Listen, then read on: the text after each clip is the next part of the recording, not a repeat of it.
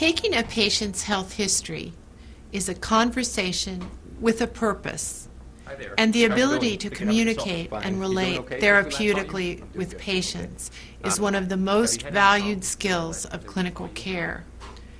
During the interview, you will draw on many of the interpersonal skills you use every day, but with unique and important differences.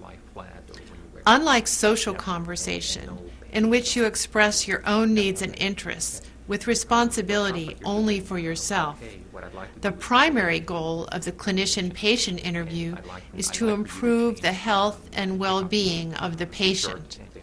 So in the interview, you will try to establish a trusting and supportive relationship, gather information, and offer information.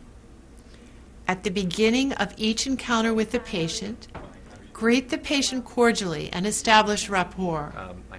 Address the patient by name and introduce yourself, giving your own name. Name tags are great facilitators of this. If possible, shake hands with the patient.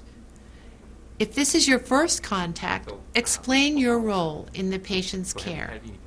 Never hesitate to ask how to pronounce the patient's name, and use a title when addressing the patient, saying Mr. Jones or Ms. Livingston.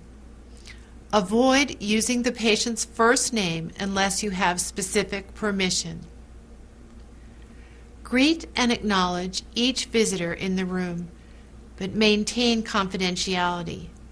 Let the patient decide who stays in the room, and then make sure that only those specifically included in the conversation are in a position to overhear it. As an empathic listener, it's up to you to invite the patient's story. Sometimes you will want to make small talk first as a means of helping the patient to relax. In most cases, the patient's health history will soon begin to flow spontaneously. Give the patient your undivided attention, and remember, the task of organizing this information will be your responsibility.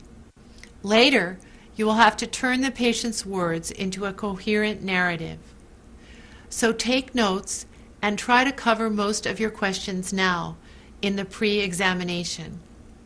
That way, you won't interrupt the flow of the examination with constant note-taking.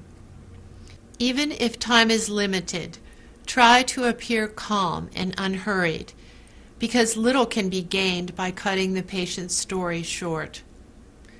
By using open-ended questions, you allow full freedom of response. Follow the patient's cues to keep the patient at ease, using specific language and words the patient understands. Personal and social concerns may emerge at any time during the interview.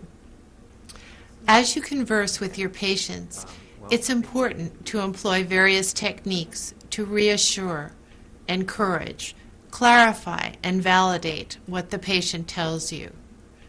With experience, you'll learn to avoid some of the pitfalls of verbal communication, such as inappropriate or counterproductive statements of reassurance, or verbal facilitation that, instead of encouraging patients to talk, merely interrupts them and derails their train of thought.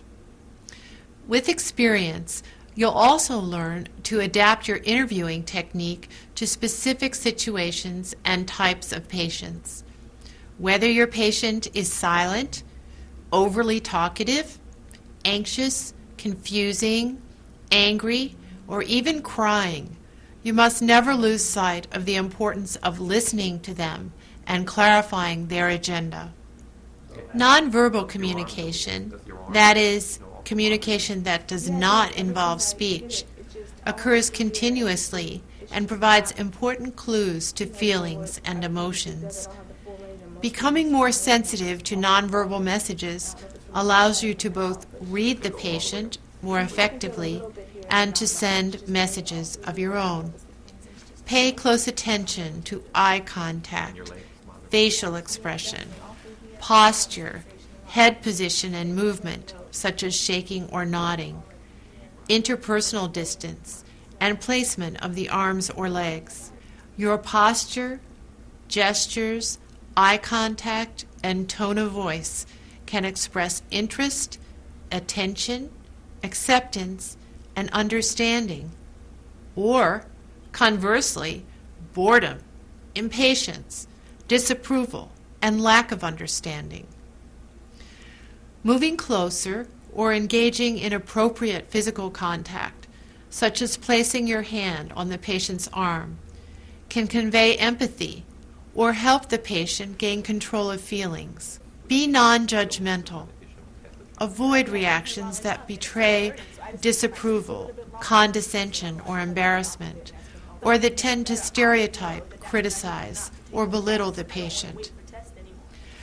Bringing nonverbal communication to the conscious level is the first step to using this crucial form of patient interaction.